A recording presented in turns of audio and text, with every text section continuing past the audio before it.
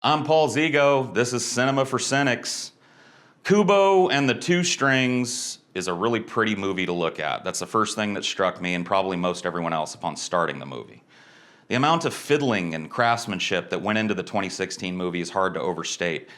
Kubo, though it may appear to be a CG movie in the vein of Pixar, is actually a stop-motion film. All of the characters, sets, and backgrounds you see existed as real objects during the production, and some of the making-of featurettes available are truly mind-blowing. Origami figures heavily into both the story and design of Kubo, and it shows. According to director Travis Knight, all of the characters in Kubo were modeled first as origami figures before the final puppets were created.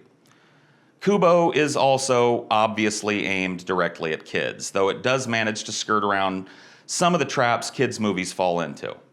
We follow the titular Kubo, a 12-year-old boy with a missing eye and a magical Chinese guitar called a shamisen. When he plays his shamisen, he can create moving, seemingly living origami on the fly. He uses this talent as a street performer in a nearby village to support his mother, who he lives with a Spartan life with in a nearby cave. It was during the early scenes with Kubo and his mother that I began to realize that I was watching a movie that was at least adult aware in a way that many animated feature films aren't. Oftentimes these kids' movies will try and shoehorn in jokes to appease the parents, but Kubo is more adult in theme than in humor. Kubo's mother is afflicted with a mental illness that makes her memory shaky and her ability to connect with her son limited. Kubo is the sole breadwinner in his household and his mother's only caretaker. Quiet interactions between Kubo and his mother early in the movie illustrate this fact and stand in pleasing contrast to the bombastic scenes of Kubo doing his thing in town. We learn that his father is dead after protecting he and his mother from the members of his family that took his eye. This heaviness is presented believably throughout the film, as Kubo is forced, as so many kids are, to grow up well before his time. As the story unfolds, we find out why Kubo has the powers he does, and why he's seemingly being hunted by his two aunts and grandfather.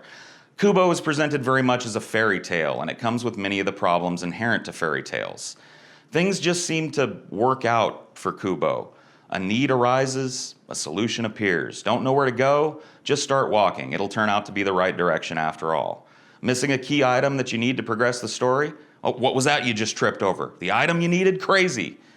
I wondered after watching the film if it was based on an actual Japanese folktale, as it certainly has that feel about it, but as it turns out, Kubo's not adapted from any source.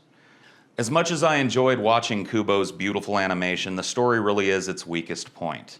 Kubo's struggle is underscored by plot contrivances that all seem to be a little too convenient. Dead characters are never really dead in Kubo, not before they come back as something else anyway. At least our villains are cool, mostly, but the final form of the main villain, the Moon King, is pretty unsatisfying.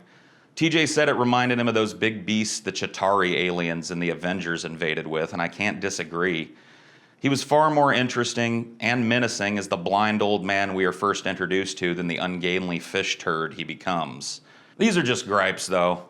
Kubo and the Two Strings rewards those of us that are willing to turn off that hypercritical part of our brains and get swept up in the beautiful musical score and the calming, impressive visuals.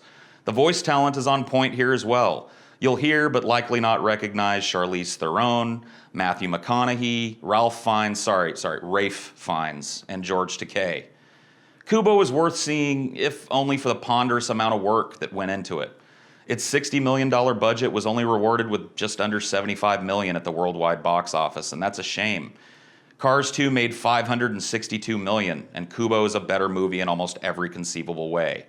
You can't fix that flaming injustice, but you can take a look at Kubo and the Two Strings and appreciate it for what it is. Watch it. Hey guys, if you enjoyed this review, you want to see more like it, I do 3 of these a week, so hit that subscribe button, mash the like, spread the word, help people find me. Thanks.